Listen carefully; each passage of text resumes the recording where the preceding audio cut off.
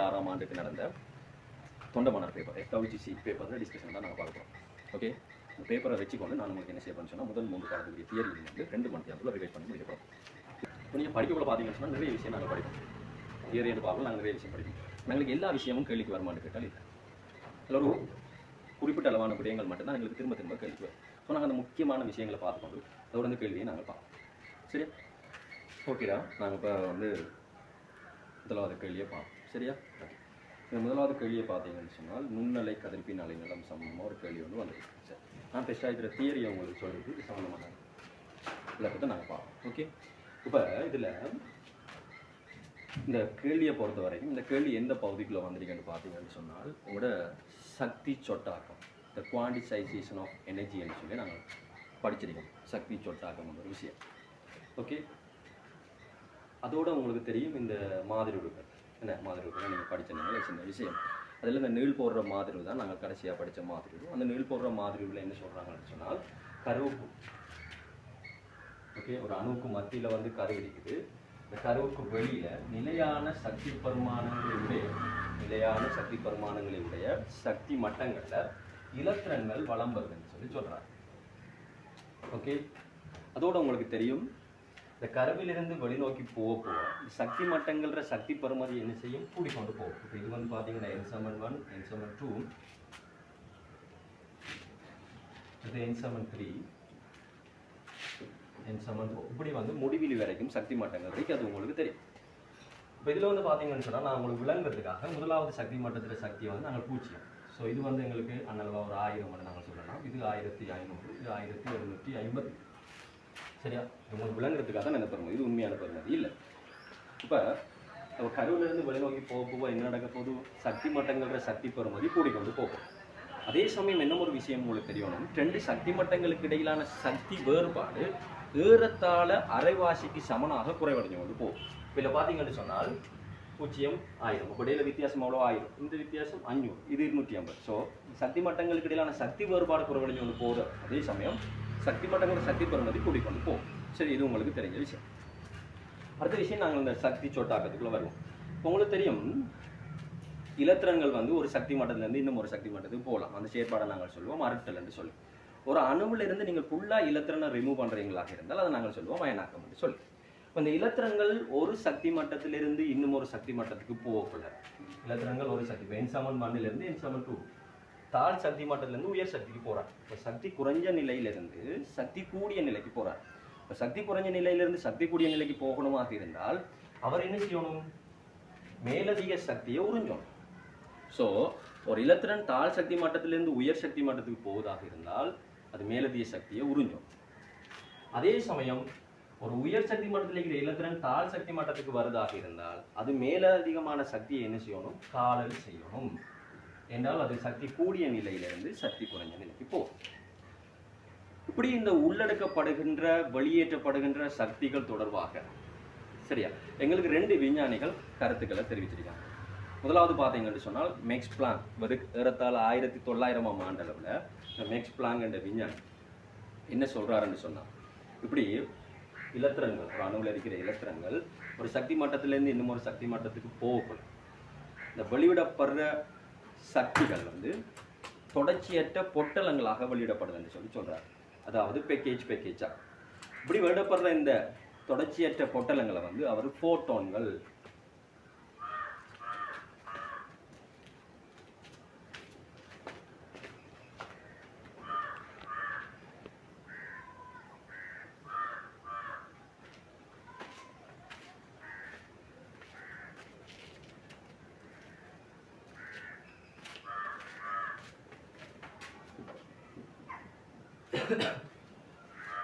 Okay, இப்படி வருடப்படுகின்ற தொடர்ச்சியற்ற பொட்டலங்களை வந்து அவர் சொல்கிறாரு வந்து என்னென்னு சொன்னால் குவாண்டம் என்று சொல்கிறார். யார்? மேக்ஸ் பிளாங்க் சொல்கிறாரு குவாண்டம் என்று சொல்கிறார். இப்படி வெளியேற்றப்படுகின்ற இந்த குவாண்டம் ஒரு ஃபோட்டோண்ட சக்திக்கு அவர் என்ன சமன்பாடு சொல்கிறாருன்னு சொன்னால் E=hν என்னும் சமன்பாடால் தரப்படும் என்று சொல்கிறார். ஓகே, இப்படி வெளியிடப்படுகின்ற ஒரு குவாண்டத்திற சக்தி வந்து E=hν என்னும் சமன்பாடால் தரப்படும் என்று சொல்கிறார். யார் சொன்னவர்? Max Planck. இதுக்கு பிறகு பார்த்தீங்கன்னு சொன்னால் இவருக்கு பிறகு ஆல்பர்ட் ஐன்ஸ்டீன் வரார். இவர் சொன்ன கதையை கொஞ்சம் பில்டப் பண்ணி சொல்கிறார். இவர் என்ன சொல்கிறாருன்னு சொன்னால் உலோக மேற்பரப்பிலிருந்து வெளிவீசப்படுற கதிர்ப்புகள் எல்லாமே தொடர்ச்சியற்ற பொட்டலங்களாக வெளியிடப்படுது. இந்த பொட்டலங்களை வந்து அவர் ஃபோட்டோன்கள்னு சொல்லி சொல்றாரு. அவர் என்ன சொல்றாரு? ஃபோட்டோன்கள் என்று சொல்றாரு. அவரும் சொல்றாரு என்னென்றால் இந்த ஒரு ஃபோட்டோன் கொண்டிருக்கிற சக்தி E சமன் h nu எனும் சமன்பாடாக தரப்படும் என்று சொல்லி சொல்றாரு. E சமன் h nu எனும் சமன்பாடாக தரப்படும் என்று சொல்றாரு. ஓகே, அடுத்த விஷயம் உங்களுக்கு என்ன தெரியணும்னு சொன்னால் மின்காந்த கதிர்ப்புகள்.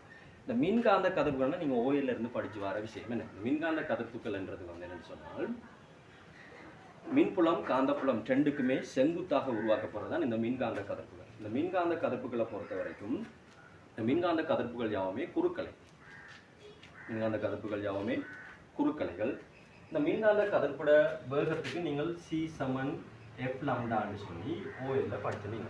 என்ன, நாங்கள் இந்த இடத்துல எஃப்க்கு பதிலாக என்ன பாவிக்கணும்? நாங்கள் நூ என்ற சமன்பாடை பாவிக்கணும். ஸோ C சமன் நூ லாம்டா. அப்போ இந்த இடத்துல பார்த்தீங்கன்னா நீங்கள் இந்த ஃப்ரீக்வன்சி நூக்கு பதிலாக என்ன போடலாம்? ஃப்ரீக்வன்சி நூ சமன் C இன் கீழ் லாம்டான்னு போடலாமா இல்லையா? போடலாம். என்ன, ஸோ நாங்கள் ஒரு ஃபோட்டோட சக்தி E சமன் HC இன் கீழ் லாம்டான்னு சொல்லலாமா இல்லையா? சொல்லலாம். என்ன, ஓகே. ஸோ எங்களுக்கு 2 சமன்பாடு முக்கியம். ஒன்று E சமன் H நோ, அடுத்தது E சமன் H இன் கீழ் லாம்டா. இது என்னது? ஒரு ஃபோட்டோனுக்குரிய சக்தி. சரியா? இதை வச்சுக்கொண்டு நாங்கள் இப்போ இந்த கேள்வியை செய்யலாம். ஸோ எங்களுக்கு இதை தெரிய வேண்டிய விஷயம் இந்த ஒரு ஃபோட்டோன்ற சக்திக்குரிய சமன்பாடு என்ன, அடுத்தது மின்காந்த கதிர்ப்புகள் பற்றி உங்களுக்கு ஒரு லேசான ஒரு அறிமுகம் ஒன்று தெரிஞ்சிருந்தால் போதும். சரி, நாங்கள் இப்போ கேள்வி பார்ப்போம். ஒரு நுண்ணலை கதிர்ப்பின் அலைநீளம் 1.5 சென்டிமீட்டர்னு சொல்லி சொல்கிறாங்க. ஒரு நுண்ணலை கதிர்ப்பு, ஒரு மைக்ரோவேவ்ஸ் அலைநீளம் லம்டான பெறுமதி உங்களுக்கு தந்திருக்காங்க 1.5 சென்டிமீட்டர். ஓகே,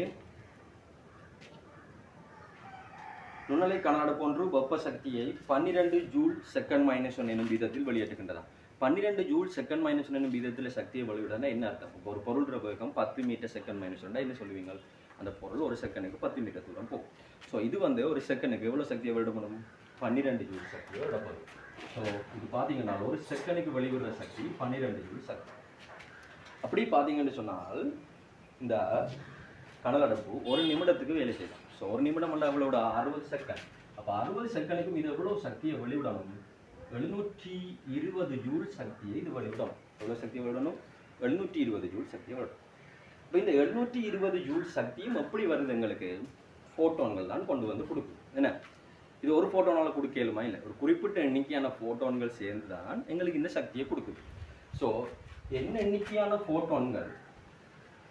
ஒரு ஃபோட்டோன் அந்த சக்தி நமக்கு தெரியாது, நான் ஈன்னு போடுறேன்.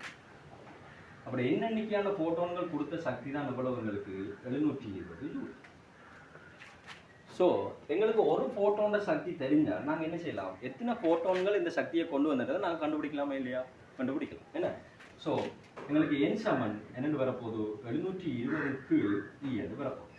ஈன்றது எங்களுக்கு ஒரு ஃபோட்டோனோட சக்தி. இப்போ நீங்கள் முதல்ல இப்போ என்னத்தை கண்டுபிடிக்கணும்? ஒரு ஃபோட்டோனோட சக்தியை கண்டுபிடிக்கணும். நான் உங்களுக்கு ஏற்கனவே சொல்லிட்டேன், ஒரு ஃபோட்டோனோட சக்திக்கு என்ன சமன்பாடு? E சமன் HCO லாம்டா. இந்த இடத்துல நீங்கள் H2 போடல, என்ன உங்களுக்கு தந்தது அலைநீளம். ஸோ HC லாம்டா தான் நீங்கள் போடணும். பிளாங்கின் மாறிலே அவங்களே உங்களுக்கு தந்தவங்க, அது நீங்கள் பாடமாக்க வேண்டிய தேவை இல்லை. எவ்வளவு? 6.63 தர 10⁻34 ஜூல் செகண்ட். ஓகே, தர வழியில் ஒளியின் வேகம் வந்து மின்காந்த கதிர்ப்பு கதிர வேகம் 3 தர 18 மீட்டர் செகண்ட் -1 அவங்க தந்திருக்காங்க. ஆனால் அது உங்களுக்கு தெரியும். அதன் கீழ் அலைநீளத்தில் பெறுமதி உங்களுக்கு தெரியும். எவ்வளோடா? 1.5. நாங்கள் சென்டிமீட்டரில் போடலாம். என்னத்தில் போடணும்? மீட்டரில் தான் போடணும். ஸோ 1.5 தர என்னென்று வரப்போகுது? எங்களுக்கு 10⁻2 மீட்டர் வரப்போகுது. ஓகே, ஸோ இதை நீங்கள் சொல்லிக்கினீங்கன்னா உங்களுக்கு இதில் எத்தனை வரும்? 2 முறை வரும். என்ன, 2 வரப்போகுது. ஸோ உங்களுக்கு 6.63 தர 2 தர நாங்கள் இப்போ அடுக்க சுருக்கப்புறம் இதில் பார்த்தீங்கன்னா இதில் 10⁻2, இதில் 10⁻34. ஸோ இதில் 2 போனால் அவ்வளோ வரப்போகுது? 10⁻32 வரப்போகுது. அப்போ 32 நீங்கள் இதில் வந்து பார்த்தீங்கன்னு சொன்னால் 18 என்ன. ஸோ உங்களுக்கு கொண்டு 10⁻8 10⁻32. ஸோ உங்களுக்கு எவ்வளோ வரப்போகுது? 10⁻24 வரும். என்ன, 10⁻24 வரும். ஸோ 2 தர 10⁻24 வரும். ஓகேயா? இப்போ அடுத்த விஷயம் என்னென்னு சொன்னால் நீங்கள் கொண்ட 2 பெருக்கலாம் அல்லது அப்படியே வச்சு நீங்கள் கொண்டு போய் சுருக்கலாம். நீங்கள் பெருங்களுடைய பிரதிட பெருங்க தானே. ஸோ அப்படியே வச்சு சுருக்கிறது உங்களுக்கு லேசாரி. ஓகே, ஓகே, அப்போ இதை நம்ம சுருக்கி எடுத்தோம்னு சொன்னால் எங்களுக்கு 6.63 தர 2 தர 10/24 வரும் என்ன. ஓகே சரி. இப்போ உங்களுக்கு தெரியும் இந்த எண்ணிக்கையான ஃபோட்டோன்கள் சேர்ந்து உருவாக்கிறது தான் நம்மளோட 720. அப்போ எண் தர இ தான் எங்களுக்கு 720. ஸோ நாங்கள் எண் காணும் பண்ணால் எங்களுக்கு என்னென்று வரப்போகுது, எண் சமன் 720 கீழ் இ என்று வரப்போகுது. ஓகே, அப்போ உங்களுக்கு பார்த்தீங்கன்னு சொன்னால் இ வந்து நீங்கள் கண்டுபிடிச்சிங்க ஒரு ஃபோட்டோட சக்தியில் பெறும்போது எவ்வளோ நீங்கள் கண்டுபிடிச்சி வச்சிருக்கீங்க. எவ்வளவு 6.63 தர 2 தர எத்தனை 10/24 தர 10/24. ஓகே, இதை நீங்கள் சுருக்கி எடுத்தீங்கன்னு சொன்னால் உங்களுக்கு அந்தளவா 542.9 தர 10/23 வரும். 542.9 தர 10/23 வரும்.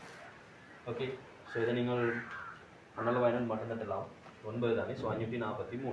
ஸோ 543க்கு மட்டும் தட்டி எடுத்தீங்கன்றால் உங்களுக்கு 5.43 தர 10/25 சரியாக வரும். ஓகே, ஸோ உங்களுக்கு 5.43 தர 10/25 வரும். ஸோ உங்களுக்கு இதில் 2வது விட சரியாக வரும். 2வது விட உங்களுக்கு சரியாக வரும். அது கேள்வி பார்த்தீங்கன்னு சொன்னால் முதலாம் அயனாக் சக்தி. ஸோ அயனாக் சக்திக்குள்ள வந்துடும். ஸோ நாங்கள் அயனாக் சக்தியில் தியரி ஒருக்கா பார்த்துட்டு இந்த கேள்வியை பார்ப்போம். முதல்ல உங்களுக்கு தெரிய வேண்டிய விஷயம் அயனாக் சக்தி இருந்தால் என்ன. அயனாக் சக்தி என்ன ஜாதாயினும் வாயு நிலையில் இருக்கிற ஒரு மூல் அணுவா இருக்கலாம், அயனா இருக்கலாம். சரியா, ஆனாங்களுக்கு கட்டாயம் இவங்க வந்து வாயு நிலையில் இருக்கணும். உங்களுக்கு சில நேரம் பார்த்தீங்கன்னா சோடியம் தீர்மத்தை போட்டிருப்பாங்க. ஸோ நீங்கள் அவசரத்தில் பிள்ளையான விடையை போட்டு வாரத்துக்கான சந்தர்ப்பமும் இருக்குது. ஸோ அதில் கவனம் என்னென்னு சொன்னால் வாயு நிலையில் இருக்கணும். சோடியம் என்ன நிலையில் இருக்கணும், வாயு நிலையில் இருக்கணும். சரியா, அப்போ இந்த வாயு நிலையில் இருக்கிற ஒரு மூல் அணு அல்லது அயனில் இருக்கு நாங்கள் ஒவ்வொரு இலத்திரனாக அகற்றுவதன் மூலம் வாயு நிலையில் உள்ள ஓரளவு நேரையை உருவாக்குவது. ஒவ்வொரு இலத்திரனாக அகற்றுவதன் மூலம் வாயு நிலையில் உள்ள ஓரளவு நேரை. முதலாம் அயனாக் சக்தியை பொறுத்த வரைக்கும் ஓரளவு நேரை என்று சொல்லுவோம். 2ஆம் அயனாக் சக்தினா ஈரளவு நேரை. ஸோ அது எத்தனையாவது அயனாக் சக்தி என்றதை பொறுத்து இதில் வர ப்ளஸ் அளவு வந்து மாறுபடும். ஸோ நாங்கள் நேரையனை உருவாக்குறதுக்கு நாங்கள் வழங்க வேண்டிய சக்தி அயனாக சக்தி என்றதுடா எப்போதுமே வந்து அகோபத்துக்குரிய. சரி, அதில் உங்களுக்கு டவுட் இருக்கக்கூடாது. ஆனால் இலத்திரனேற்றல் என்றது அகோபமாகவும் இருக்கலாம், புரோபமாகவும் இருக்கலாம். ஆனால் அயனாக் சக்தியில் எப்போவுமே வந்து அகோபத்துக்குரிய. ஸோ உங்களுக்கு இப்போ அயனாக சக்தி என்றால் என்ன விஷயம்னு நாங்கள் பார்த்துருக்கோம். அயனாக சக்தி என்ன, ஜாதாயினும் வாயு நிலையில் இருக்கிற அணுவல் தாயிலிருந்து ஒரு மூல் அணுவல் தாயிலிருந்து ஒவ்வொரு இலத்திரனாக நாங்கள் அகற்றுவதன் மூலம் வாயு நிலையில் உள்ள நேரையனை உருவாக்குறதுக்கு நாங்கள் கொடுக்க வேண்டிய சக்தி தான் அயனாக் சக்தின்னு சொல்லுவோம். சரியோ, ஓகே. அடுத்த விஷயம் உங்களுக்கு தெரியணும், இந்த அயனாக்க சக்தி என்னென்ன காரணிகளில் தங்கியிருக்கிறது. இந்த அயனாக்க சக்தியாக பிரதானமாக 2 காரணிகளில் தங்கியிருக்கு.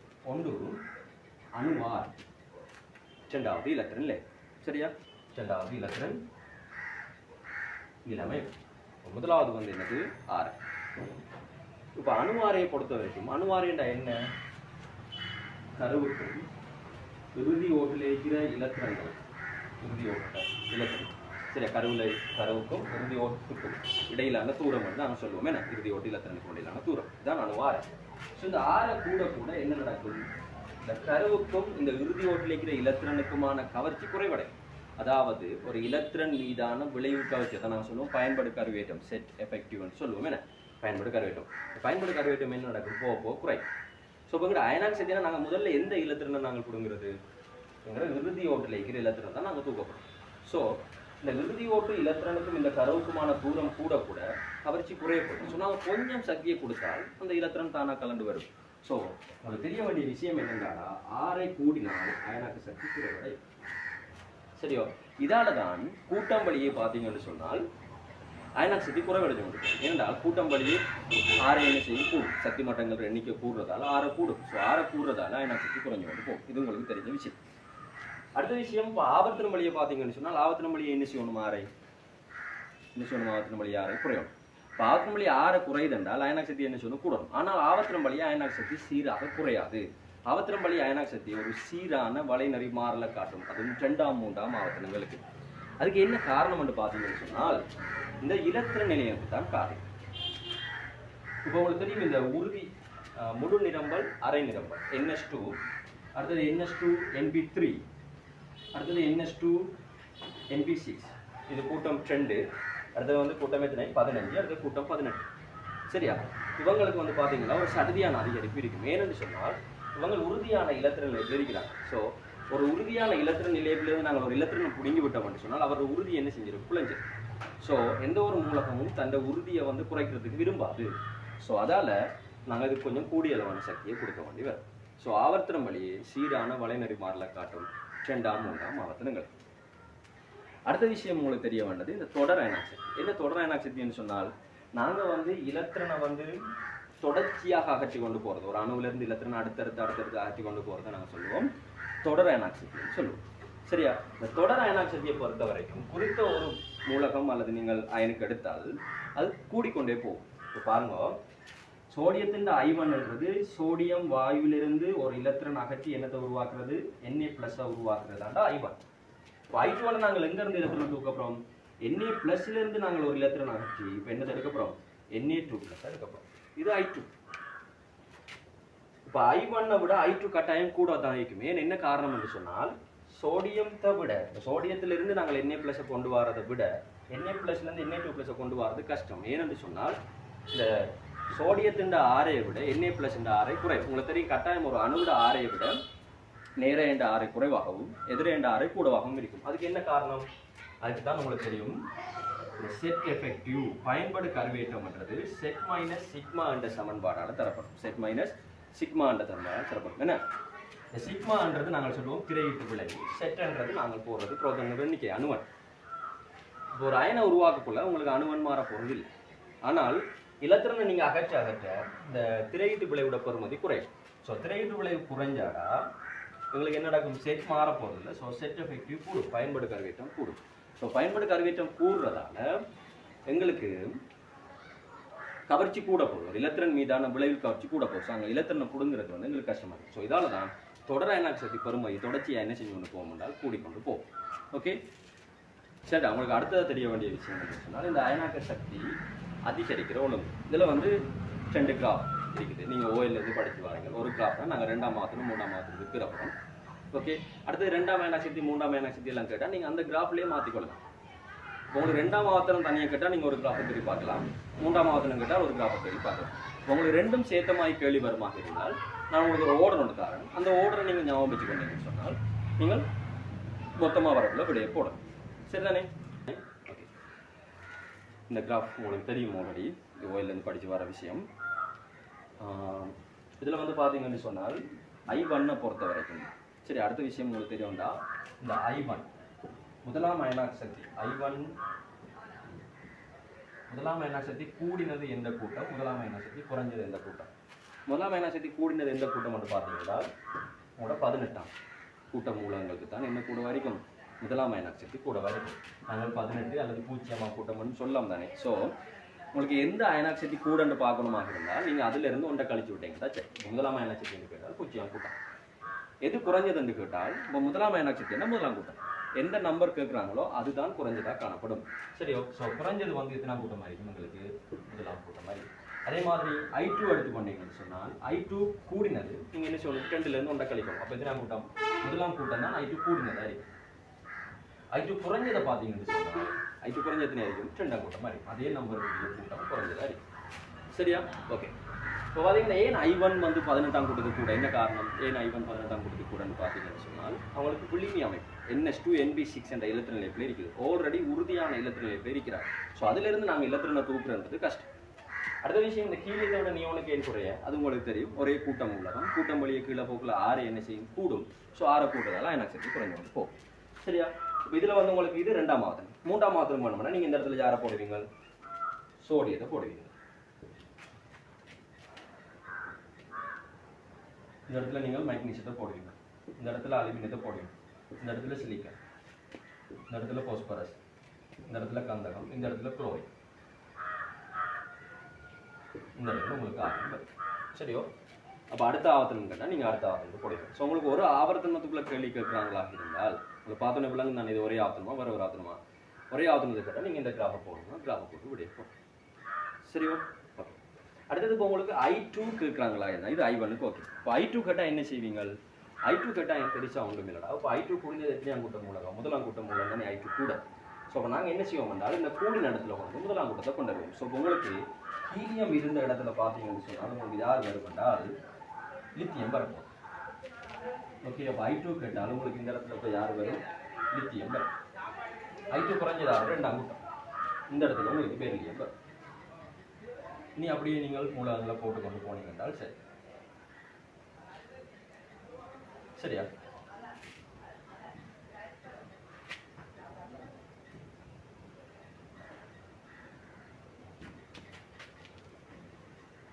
இப்படி வரப்போம். ஸோ பார்த்தீங்கன்னு சொன்னால் உங்களுக்கு I1 குறைஞ்சது 2ஆம் கூட்டம் மூலகங்களாக இருக்கும். சாரி, I2 குறைஞ்சது 2ஆம் கூட்டமாக இருக்கும். I2 கூடினது வந்து உங்களுக்கு முதலாம் கூட்டமாக வரும். அதே மாதிரி I3 கேட்டாங்கன்னா இந்த இடத்துக்கு போரணை கொண்டு போனீங்கன்னா சரி. I3 கூடினது யாரு? பெர்லியம். என்ன? ஸோ பெர்லியம் இங்கே வரும். ஒரு மூலத்தை நீங்கள் முன்னுக்கு நகர்த்தினீங்கன்னா சரி. அப்படியே உங்களுக்கு கேட்கறத பொறுத்து நீங்கள் மூலத்தை நகர்த்தி கொண்டு போனீங்கன்னா அதுக்கு இப்படி எடுக்கலாம். ஓகே, சரி. அடுத்தது உங்களுக்கு தெரிய வேண்டியது 2ஆம் ஆவர்த்தனம் 3ஆம் ஆவர்த்தனம் ரெண்டும் சேர்த்த அயனாக் சக்தி அதிகரிக்கிற ஒழுங்கு தெரிஞ்சிங்கன்னு சொன்னால் அயனாக் சக்தி சம்பந்தமான எல்லா கேள்விக்கும் நீங்கள் விட போடலாம். இந்த அயனாக் சக்தி அதிகரிக்கிற ஒழுங்கு கொஞ்சம் நீங்கள் ஞாபகம் வச்சுக்கொண்டீங்கன்னா இது வந்து முதல் 2 ஆவர்த்தனத்துக்கு சரியா? சாரி, முதல் 3 2ஆம் ஆவர்த்தனம் 3ஆம் ஆவர்த்தனம் அதோட உங்களோட ஐதர்சன் கீழியும் இருக்கிறது. முதல் 3 ஆவர்த்தனத்துக்கு, அதாவது உங்களோட முதல் 20 மூலகங்களுக்கும் அயனாக் சக்தி அதிகரிக்கிற ஒழுங்கு தான். ஓகே, இதில் பார்த்தீங்கன்னா உங்களோட ஐதர்சன் வந்து 1312. ஸோ ஐதர்சன் வந்து குளோரினுக்கும் ஆக்சிஜனுக்கும் இடையில வரும். கிட்டத்தட்ட இந்த ஐதரசண்டையும் ஆக்சிஜன்டையும் அயனாக் சக்தி ஏறத்தாழ சமன் என்று சொன்னால் அந்த கூட்டு நீங்கள் சரியாக எடுக்க வேண்டி வரும். என்னென்னு சொன்னால் இது 1312 இது 1314. சரியோ, இங்கே ஒரு முறை பேப்பரில் பார்த்து ஞாபகம். சரி, அப்படியே கேள்வி வந்தால் உங்களுக்கு செய்யக்கூடிய மாதிரி இருக்கும். ஓகே, சரி. இப்போ உங்களுக்கு இப்போ என்ன தேவை? Magnesium, aluminium, copper. மாமா தந்த மூலங்களை வந்து வேகமாக மார்க் பண்ணுங்க. Magnesium, aluminium, copper. Magnesium, aluminium, copper. அது கந்தகம், குளோரின். சரியா? குளோரின் ஒன்று, அது குளோரின் ஒன்று, அடுத்தது கந்தகம். ஸோ உங்களை நீங்கள் அதிகரிக்கிற ஒழுங்குல போட்டீங்கன்னா உங்களுக்கு எல்லாத்தையும் குறைஞ்சாலும் அலுமினியத்துக்கு அடுத்து யார் வருவா? மெக்னீசியத்துக்கு அடுத்தது கந்தகம், கந்தகத்துக்கு அடுத்தது கார்பனுக்கு அடுத்தது குளோரினுக்கு அடுத்தது குளோரின் வரும். ஸோ இது எத்தனாவது விட உங்களுக்கு சரியாக வரும்? அலுமினியம், மெக்னீசியம், கந்தகம், கார்பன், குளோரின். ஸோ உங்களுக்கு 4வது விட சரியாக வரும். அவ்வளோதான் விஷயம். சரியா? ஓகே, நாங்கள் அடுத்த விஷயத்தை பார்ப்போம். அடுத்தது பாருங்க, உங்களோட 3வது கேள்வி எதுக்குள்ள வருதுன்னு சொன்னால் சக்தி சொட்டன்கள். 3வது கேள்வி வந்து சக்தி சொட்டன்கள். அப்போ உங்களுக்கு அடுத்த விஷயம் தெரியணும், சக்தி சொட்டன்கள் என்றால் என்ன? என்ன சக்தி சொட்டன்கள்ன்றது? இந்த சக்தி சொட்டன்கள்ன்றதுடா ஒரு அணுவில் இலத்திரண்ட அடையாளத்தை குறிப்பிடுறதுக்காக நாங்கள் பயன்படுத்துறதான் சக்தி சொட்டன்கள். ஓகே, நாங்கள் இங்கே 4 சக்தி சொட்டன்கள் பயன்படுத்துவோம். ஒன்று N, என்ன, அடுத்தது L, அடுத்தது Ml, அடுத்தது MS. என்னன்றது உங்களுக்கு தெரியும், பிரதான சக்தி சொட்டன். எல்ன்றது வந்து உபசக்தி சொட்டன் அல்லது திசைவிற் சக்தி சொட்டன் சொல்லுவோம் நாங்கள். ML என்றது காந்த சக்தி சொட்டன், MS கருங்கல் சக்தி சொட்டன். ஓகே, சரி. இப்போ இந்த எண் வந்து என்னதை குறிக்குதுன்னு சொன்னால் ஒரு அணுவில் இலத்திரன் எந்த பிரதான சக்தி மட்டத்தில் இருக்குது என்றதை குறிக்கும். ஸோ இது 1ல் தொடங்கி முடிவிலி வரைக்கும் போகும். சரியா? 1, 2 அப்படியே போய் எங்கே வரைக்கும் போகும்? முடிவிலி வரைக்கும் போகும். இதில் பெருமதி. அடுத்த எல் பார்த்தீங்கன்னு சொன்னால் எல்ன்றது வந்து என்னதை குறிக்கும்? உபசக்தி சொட்டன் என்றால் உபசக்தி மட்டத்தை குறிக்கும். ஒரு பிரதான சக்தி மட்டத்தில் இலத்திரன் எந்த உபசக்தி மட்டத்தில் இருக்கு? உங்களுக்கு தெரியும் என்னென்ன உபசக்தி மட்டங்கள் இருக்குன்னு தெரியுமே. B, D. எப்பவுமே எங்களுக்கு எஃப் சம்பந்தமான விடயங்கள் எங்களுக்கு இல்லை. சரிண்ணே? ஓகே, உங்களுக்கு தெரியும் எஸ்ஸுக்கு நாங்கள் கொடுக்குற நம்பர் வந்து 0. எஸ்ஸில் இருந்தால் 0, பியில் இருந்தால் நாங்கள் 1 கொடுப்போம், டியில் இருந்தால் 2 கொடுப்போம்.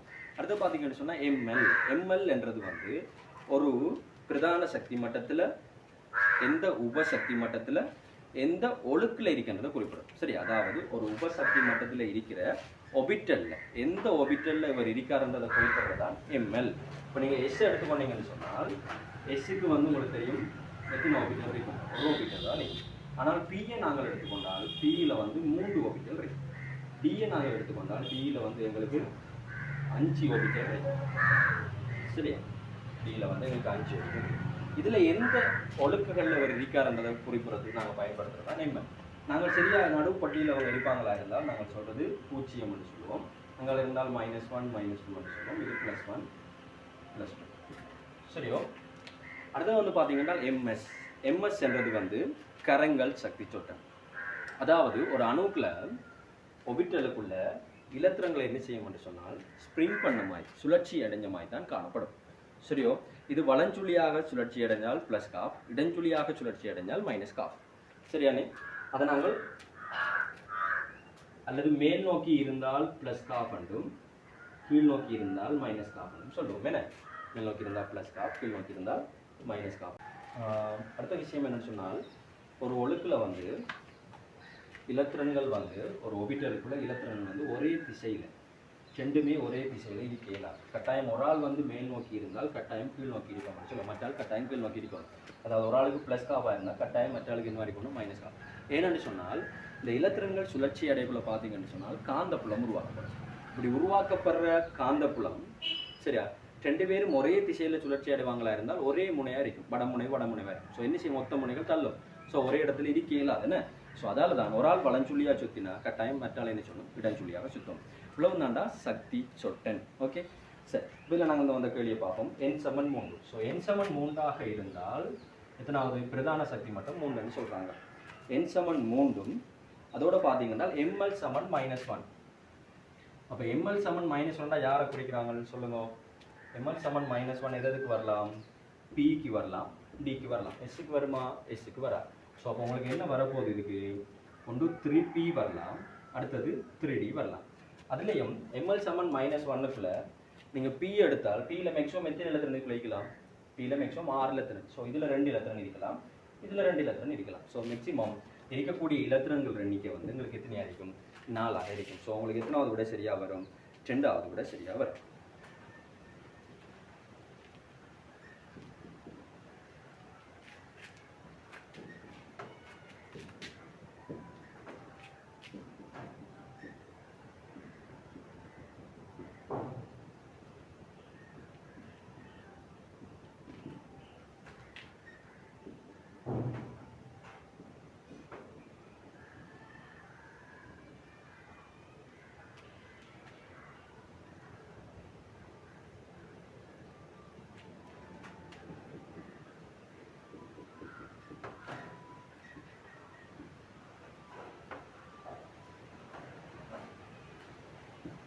சரிடா, இதுதான் கூட்டம் 14 hydride. SCHO, SiHO, GHO, SNHO வரும்.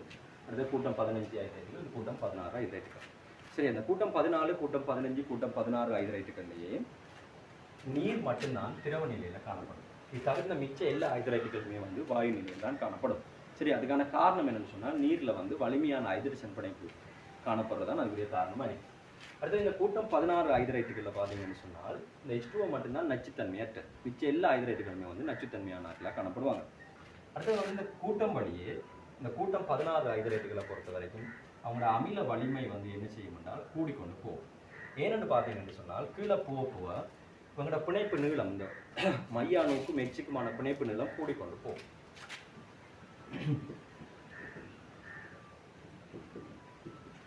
இப்படியே பிணைப்பு நிலம் கூடிக்கொண்டு போகும். ஏன் இப்படி இந்த பிணைப்பு நிலம் கூடிக்கொண்டு போகுதுன்னு சொன்னால் இவங்களோட ஒழுக்குகள பருமன் கூறுறதால, உங்களுக்கு தெரியும் ஒழுக்குகள மேற்பொருந்துகால தான் பிணைப்பு உருவாக்க போதும். சரியா? ஸோ ஒழுக்குகள பருமன் கூறுறதால பிணைப்பு நிலம் கூடும். பிணைப்பு நிலம் கூடினா என்ன செய்யும், பிணைப்பு வலிமை குறையும். ஸோ இவர் H+ ரிலீஸ் பண்ணுறதை விட இவர் H+ ரிலீஸ் பண்ணுற ஆற்றல் வந்து எப்படி இருக்கும், உயர்வாக இருக்கும். சரியா? உங்கள் H+ ரிலீஸ் பண்ணுற ஆற்றல் வந்து கூடிக்கொண்டு போகும். ஸோ கூட்டம் வழியே அமில வலிமை கூடிக்கொண்டு போகும். அதான் அதுக்குரிய காரணம். அடுத்தது இவங்களோட இந்த கொதிநிலை அதிகரிக்கிற ஒழுங்கு உங்களுக்கு தெரிஞ்சிருக்கும். சரியா? இப்போ கூட்டம் 16 அன்னளவான கொதிநிலை கிராஃபை நீங்கள் பார்த்தீங்களா இருந்தால் எல்லாத்தையும் விட கூடின ஆள் வந்து H2O இருப்பார்.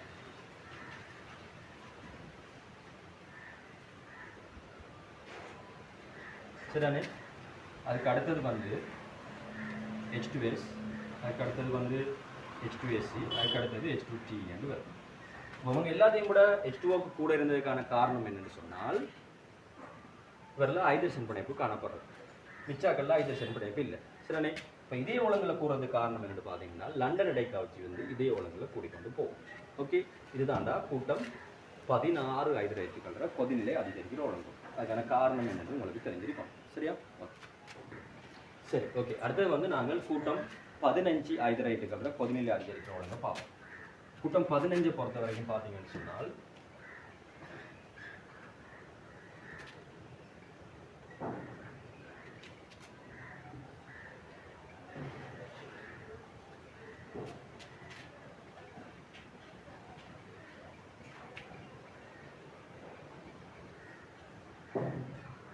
இந்த ஒழுங்குல தான் கூட்டம் 15 மூலகங்கள்ற ஐதரைட்டுகள்ற கொதிநிலை காணப்படும். சரியா? இதில் வந்து பார்த்தீங்கன்னு சொன்னால் அமோனியா வந்து இவங்க மற்ற ஆக்களை விட இவங்க 2 பேரையும் விட அமோனியாவில் வந்து கொதிநிலை கூட வரைக்கிறதுக்கு காரணம் என்னன்னு சொன்னால் அமோனியாவில் வந்து ஐதர்சன் பிணைப்பு காணப்படும். அதால தான் இவங்க 2 பேரையும் விட அமோனியாவோட கொதிநிலை கூட வரைக்கும். பட் இது இவங்களுக்கு கீழே போக என்ன நடக்கும்னு சொன்னால் லன்னடை கவுச்சி கூடும். அதோட முனைவாக்கம் கூடுறதால இருமுனை இருமுனை கவுச்சிற வலிமையும் கூடிக்கொண்டு போகும். அதால இதே ஒழுங்குல கொதிநிலை கூடிக்கொண்டு போகும். சரியா? ஓகே, இப்போ நாங்கள் கேள்விக்குள்ள வருவோம். இது வந்து இந்த 14ஆம் கூட்டத்தை பார்த்தீங்கன்னு சொன்னால் 14ஆம் கூட்டத்தை பொறுத்த வரைக்கும் இதில் வந்து எல்லாருமே முனைவர் தாக்கில் இருப்பாங்க. ஸோ அவங்களில் இருக்கிறது லன்னடை கவுச்சிசம் மட்டும்தான். ஸோ கூட்டம் வழியை கீழ் நோக்கி என்ன நடக்கும்? லன்னடை கவுச்சிசை கூடுறதால தெளிவு பருமன் கூடுறதால லன்னடை கவுச்சிசை கூடும். ஸோ கொதிநிலை வந்து இதே ஒழுங்கில் அதிகரிக்கும். சரியா? ஓகே, இப்போ நான் கேள்வியை பார்ப்போம். இவை ஒவ்வொன்றும் தத்தமது கூட்ட ஐதரைட்டுகளில் கொதிநிலை கூடியவை ஆகும். சரியா? பார்த்தீங்கன்னு சொன்னால் அவங்க தந்தது CH4 NH3 H2. என்ன CH4க்கு கொதிநிலை கூடவா? இல்லையே, இல்லை. இதில் தந்த ஐதரைட்டுகள்லேயே கொதிநிலை கூடிய ஆளுன்னு சொன்னால் H2O மட்டும்தான். என்ன? ஸோ அப்போ முதலாவது வந்து பிள்ளை. அந்த ரெண்டாவது பாருங்க, இவற்றின் மைய அணுக்கள் வெவ்வேறு கலப்பாக்கத்துக்கு உட்பட்டு காணப்படும். இல்லை, இதில் எல்லாத்துலேயுமே மையனோட கலப்பாக்கம் ஒன்று தான். கலப்பாக்கம் உங்களுக்கு பார்க்க தெரியும். கலப்பாக்கம்ன்றது நாங்கள் தள்ளுகை அலைகளை வச்சுக்கொண்டு பார்ப்போம். என்ன தள்ளுகை அலைகள் எண்ணிக்கை 2 இருந்தால் நாங்கள் SP கலப்பாக்கம்னு சொல்லுவோம். தள்ளுகை அலகு 3 இருந்தால் SP2 கலப்பாக்கம்னு சொல்லுவோம். தள்ளுகை அலகு 4 இருந்தால் நாங்கள் SP3 கலப்பாக்கம்னு சொல்லுவோம். இந்த தள்ளுகை அலகுன்னு நாங்கள் எது சொல்லுவோம்? தனிச்சோடிகள்னதும் சிக்மா பிணைப்பு சோடிகள்னதும் கூட்டுத்தொகை தான் நாங்கள் தள்ளுகை அலகுன்னு சொல்லுவோம். என்ன? ஸோ இதில் பார்த்தீங்கன்னு சொன்னால் 4மே சிக்மா பிணைப்பு. ஸோ தள்ளுகை அலகு 4 SP3. இவர்லையும் வந்து பார்த்தீங்கன்னு சொன்னால் அமோனியா வந்து என்ன வடிவமடா? முக்கோண பூம்பா வடிவமாக இருக்கும். இதுலேயுமே தள்ளுகை அலகு 4 தான். ஸோ வர்ற கலப்பாக்கம் வந்து SP3. இதுலேயும் வந்து கலப்பாக்கம் பார்த்தீங்கன்னு சொன்னால் SP3 ஆகிருக்கும். அது உங்களுக்கு தெரிஞ்ச விஷயம். ஸோ எல்லாம் மைய அணுக்களும் வேறுபட்ட கலப்பாக்கத்து உட்பட்டு காணப்படும் என்றது பிழை. அடுத்து பாருங்கள், இவை யாவும் ஒரே வகை இலத்திரன் சோடி கேத்திர கணிதத்தை கொண்டுள்ளன. எல்லாமே ஒரே வகையான இலத்திரன் சோடி கேத்திர கணிதம் என்றது சரிதானே? எல்லாம் ஒரே வகை இலத்திரன் சோடி கேத்திர கணிதம். இலத்திரன் சோடி கேத்திர கணிதம் என்றது உங்களுக்கு தெரியும். SP கலப்பாக்கமாக இருந்தால் நேர்கோடு, SP2 ஆக இருந்தால் தல முக்கோணம், SP3 ஆக இருந்தால் நான்முகி. ஸோ எல்லாருமே SP3 கலப்பாக்கம். ஸோ எல்லாரும் இலத்திரன் சோடி கேத்திர கணிதம் வந்து நான்முகியாக இருக்கும். அடுத்து வந்து பார்த்தீங்கன்னா இவற்றின் பிணைப்பு கோணங்கள் CH4 NH3 H2 என்ற ஒழுங்கில் அமையுமா? சரியா? பிணைப்பு கோணம். இப்போ பிணைப்பு கோணத்தை பொறுத்த வரைக்கும் பிணைப்பு கோணம் நாங்கள் எப்படி கண்டுபிடிக்கிறது? முதலாவது பிணைப்பு கோணம் பார்க்கறதுக்கு எங்களுக்கு தெரிய வேண்டியது கலப்பு நிலை. சரியான முதலாவது கலப்பாக்கத்தை வச்சு நாங்கள் பார்க்குறோம். இப்போ SP3 கலப்பாக்கமாக இருந்தால் அதில் தள்ளுகை அலைகள் எல்லாமே நான்முகி வடிவத்தில் ஒழுங்கமைக்கப்பட்டிருக்கும். SP2 ஆக இருந்தால் என்ன வடிவத்தில் ஒழுங்கமைக்கப்பட்டிருக்கும்? எல்லாமே தல முக்கோண வடிவத்தில் ஒழுங்கமைக்கப்பட்டிருக்கும். SP ஆக இருந்தால் நேர்கோட்டு வடிவத்தில் ஒழுங்கமைக்கப்பட்டிருக்கும். ஸோ SP3 கலப்பாக்கமாக இருந்தால் பிணைப்பு கோணம் அளவு 109 பாகை 28 கலை வரும். SP2 ஆக இருந்தால் 120 பாகை வரும். SP ஆக இருந்தால் எவ்வளோ வரணும்? 180 பாகை வரும். சரியா? ஓகே, அடுத்த விஷயம் நாங்கள் பார்க்க போகிறோம். இப்போ ஒரே கலப்பாக்கமாக இருந்தாலும் தள்ளுகை அலகுகள் எண்ணிக்கை மாறுபட வடிவம் என்ன செய்யும்? மாறுபடும்.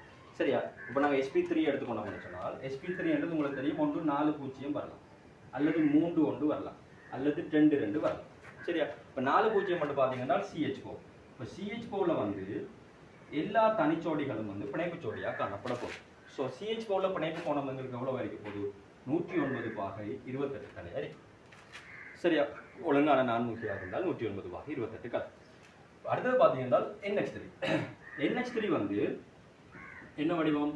முக்கோண பூம்பம். ஸோ இங்கே பார்த்தீங்கன்னு சொன்னால் 3 சிக்மா பிணைப்பும் ஒரு தனிச்சோடி.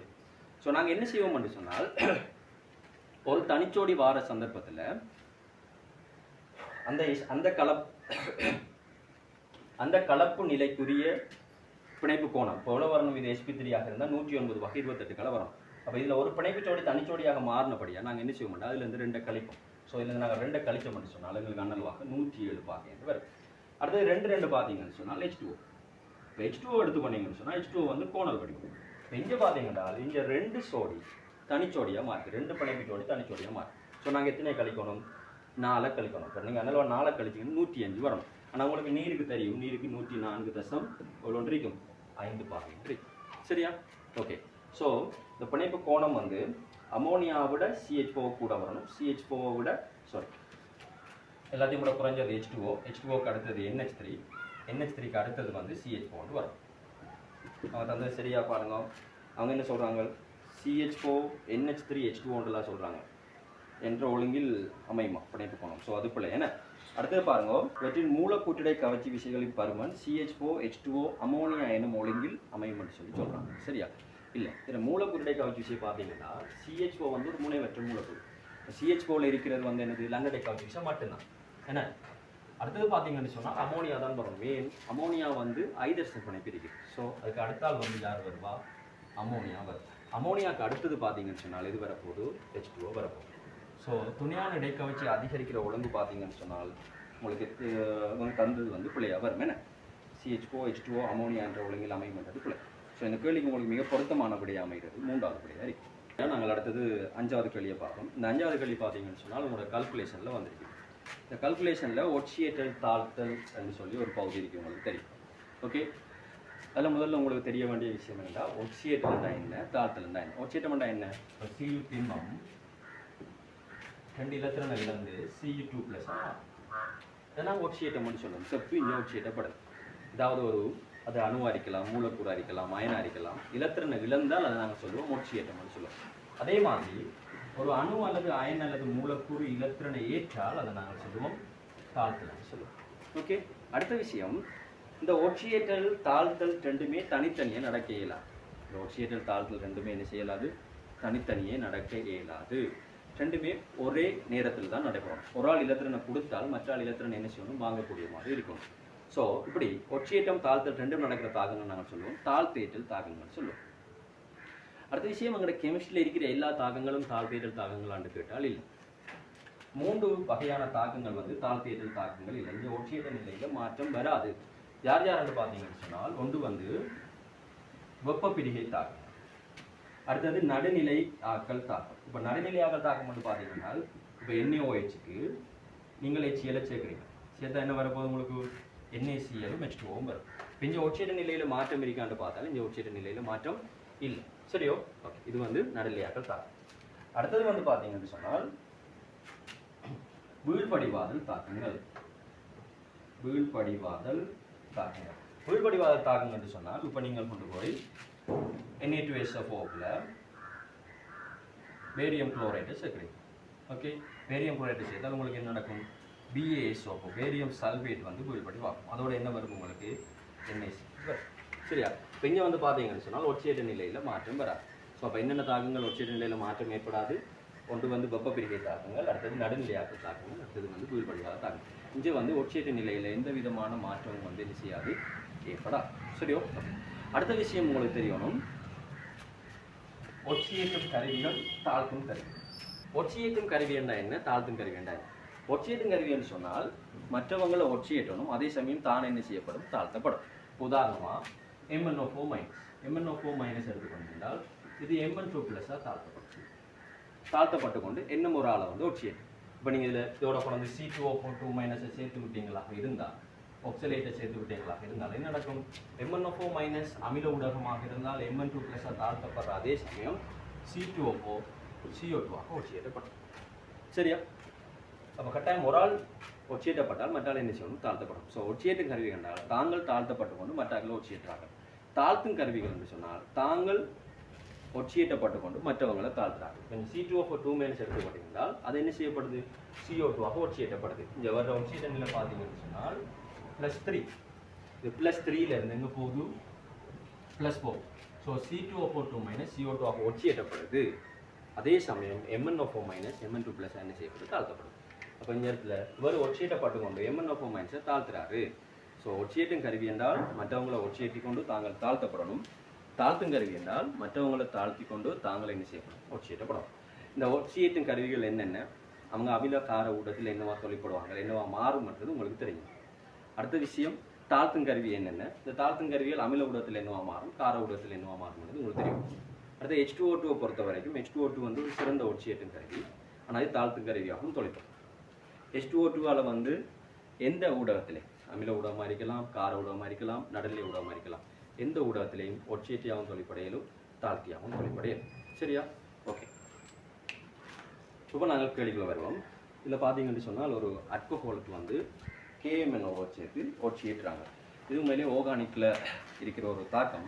ஓர்கானிக்கில் பார்த்தீங்கன்னு சொன்னால் இந்த முதல் வழி புடை அல்கோஹோல்னு இருக்குது. அந்த விஷயம் உங்களுக்கு இல்லை. இப்போ உங்கள் தந்திக்கிறது வந்து ஒரு வழி அல்கோஹோல். இது வந்து ஒரு வலியற்கோள். இந்த வலியற்கோளுக்கு நாங்கள் H+KMnO சேர்த்தமாக இருந்தால் வலியற்கோளுக்கு நாங்கள் H+KMnO சேர்த்தமாக இருந்தால் வலியற்கோள் வந்து கீட்டோனாக ஒட்சியேற்றப்படும். CH3CO CH3 இதை நாங்கள் சொல்லுவோம் கீட்டோன்னு சொல்லுவோம். நாங்கள் வலியற்கோள். முதலற்கோள் சேர்த்தமாக இருந்தால் கார்பாக்சிலிக் அமிலமாக ஒட்சியேற்றப்படும். அது இப்போதைக்கு உங்களுக்கு இல்லை. சரியா? ஓகே. இப்போ இங்கே பார்த்தீங்கன்னு சொன்னால் இவர் ஒட்சியேற்றப்படுறாராக இருந்தால் இங்கே ஒரு ஆள் தாழ்த்தப்படும். யார் தாழ்த்தப்படுவா? MnO4 Mn2+ தாழ்த்தப்படும். அமிலவுடன் தானே MnO4 Mn2+ தாழ்த்தப்படும். அப்போ இதில் நாங்கள் அரையின் தாக்கம் எழுதினோம் என்று சொன்னால் எங்களுக்கு MnO4- என்னவா மாறப்போகுது? Mn2+. ஓகே, MnO4- Mn2+ மாறப்போகுது. இந்த அரையின் தாக்கங்களை எப்படி நாங்கள் சமப்படுத்துறது? முதல்ல ஆக்சிஜன். இங்கே எத்தனை ஆக்சிஜன் நிற்குது? 4 ஆக்சிஜன். ஸோ இங்கே நாங்கள் எத்தனை நீர் போடணும்? 4 நீர் போடணும். அடுத்து நாங்கள் ஹைட்ரஜனை சமப்படுத்தும். இங்கே எத்தனை H+? இது எத்தனை ஹைட்ரஜனுக்கு? 8. ஸோ இங்கே நாங்கள் 8H+ போடுறோம்.